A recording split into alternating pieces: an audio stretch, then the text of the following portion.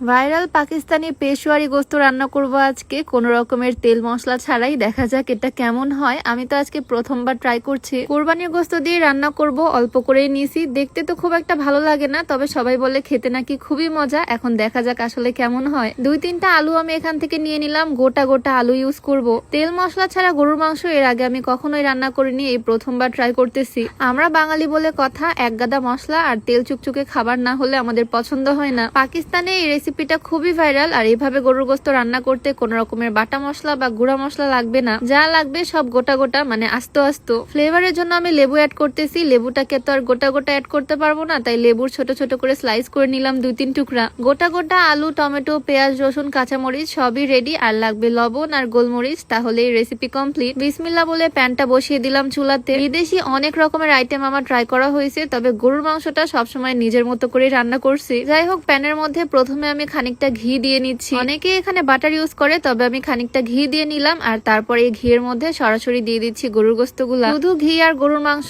এখন এটাকে ভালোভাবে একটু ভেজে নিচ্ছি।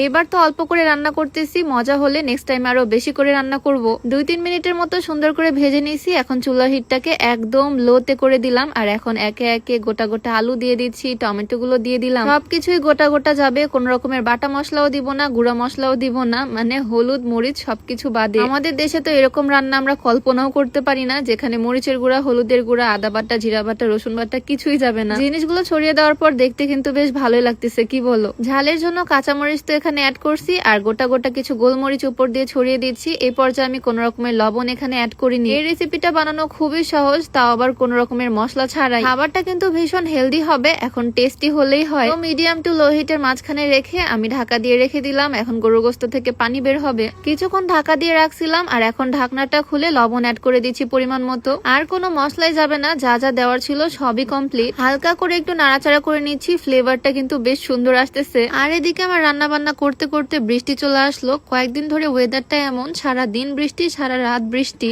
তো এদিকে সবকিছু একটু নাড়াচাড়া করে তার মধ্যে বেশ খানিকটা গরম পানি ঢেলে দিলাম। এখন গোস্তগুলো সিদ্ধ হয়ে যাবে সুন্দর করে, আর আমার রান্নাটাও কমপ্লিট হয়ে যাবে। এই রান্নাটা করা কিন্তু খুবই ইজি, প্রসেসিংটাও খুবই সহজ, আর বেশি কিছু লাগেও না। রান্না কমপ্লিট হওয়ার ওয়েট করতেছি, আর বৃষ্টি এনজয় করতেছি রান্নাঘর থেকেই। চুলায় গরু মাংসটা রান্না হচ্ছে, আর এদিকে আমি তোমাদেরকে দেখিয়ে দিই কিভাবে তোমরা ওজন কমাতে পারবা। স্লিমিং টিটা বডির অতিরিক্ত চর্বি দূর করবে, স্লিম করবে। আর এটা সম্পূর্ণ প্রাকৃতিক উপাদান দিয়ে তৈরি, তাই কোন রকমের সাইড এফেক্টেরও ভয় নাই। এটা তোমরা beauty by Lim Facebook page থেকে পেয়ে যাবা। এটা কিন্তু ওজন কমানোর সাথে সাথে গ্যাস্ট্রিকের সমস্যাটাকেও দূর করবে। পেজটা ডেসক্রিপশনে মেনশন করে দেওয়া থাকবে, নাম্বারটাও স্ক্রিনে দিয়ে দেওয়া থাকবে। তো এদিকে আমার গরু মাংস রান্না করা কমপ্লিট, আলহামদুলিল্লাহ। খুবই সুন্দর গন্ধ আসছে। কালারটা একদম ফ্যাকাশে আসেনি, টমেটোটা গলে গেছে, সেজন্য লাল লালি হয়েছে কালার। বাটা মশলা, গুঁড়া মশলা ছাড়াই গরুর মাংস রান্না করে ফেলছি আজকে। এখন দেখা যাক এটার টেস্ট কেমন হয়। নামানোর আগে আমি চেক করে নিয়েছি, আলু মাংস খুব সুন্দরভাবে সিদ্ধ হয়ে একদম সফট হয়ে গেছে, আর দেখতেও কিন্তু বেশ ভালোই লাগতেছে। দেখতে খুব একটা খারাপ হয়নি, আর এটা স্মেলটাও দারুণ আসতেছে।